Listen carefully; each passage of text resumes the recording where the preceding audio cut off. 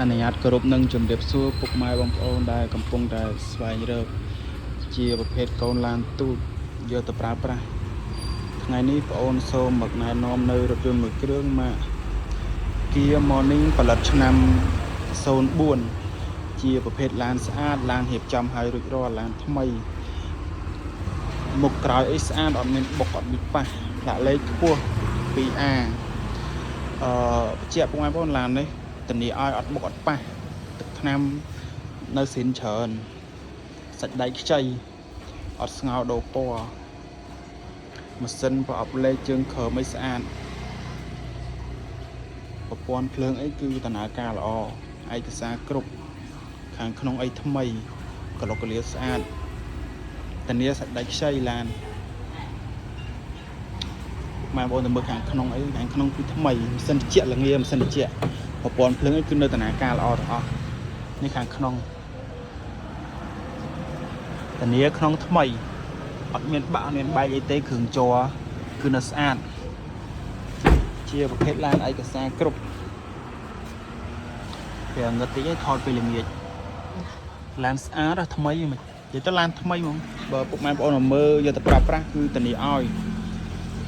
អត់ខកជើងខ្លាចខុសទៅលុយឡានកាយ៉ៅខ្ចៅខ្ចង់អីគឺនៅថ្មីទាំងអស់នេះកាយ៉ៅអត់មានបុកអត់មានអីទេ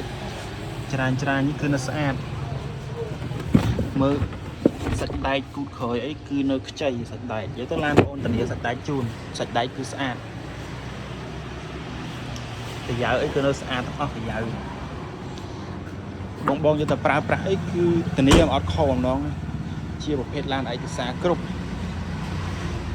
ហើយជាប់លុក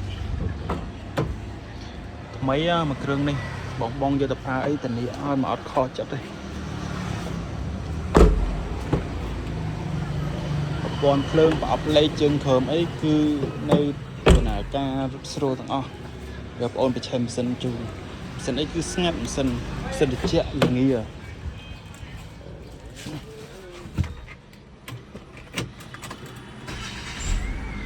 បាច់ឆើប្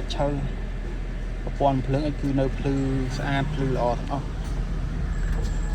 ម៉ូទ័រកញ្ចក់អីគឺនៅដំណើរការទាំងអស់ទាំង4អត់មានចង់អី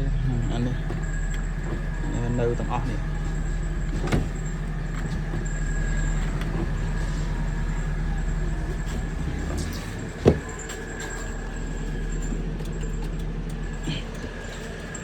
ប្រព័ន្ធភ្លើងគឺបងអូនឆែកមើលឲ្យជូនអស់នៅល្អទាំងអស់ប្រព័ន្ធភ្លើងអីគឺនៅរត់ស្រួលអត់មានឆ្លងភ្លើងអត់មានអីទេជាប្រភេទឯកសារគ្រប់ឈៀអីតម្លើងឈៀគុណផ្លូវអីមានគ្រប់ភ្លើងអីយប់ឡើងភ្លឺច្បាស់ភ្លឺស្អាតអានោះដាច់មកក្រោយចាំបងអូនដូរជូនបើពុកម៉ែបងអូនពេញចិត្តអីនេះលេខទូរស័ព្ទតាក់ទងមកបានបងបើកប្លុកម៉ាស៊ីននិយាយទៅឡានថ្មីធានាឡានថ្មី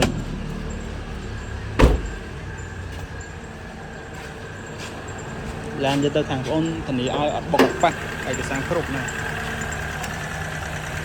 សិនអីចេះស្ងាត់អត់មានញ័រអត់មានញ័រទេសិនក្លុកក្លៀតអីស្អាតនិយាយទៅដូចបងអូនថាចឹងឡាននេះមើលថាខុសតែលុយទេ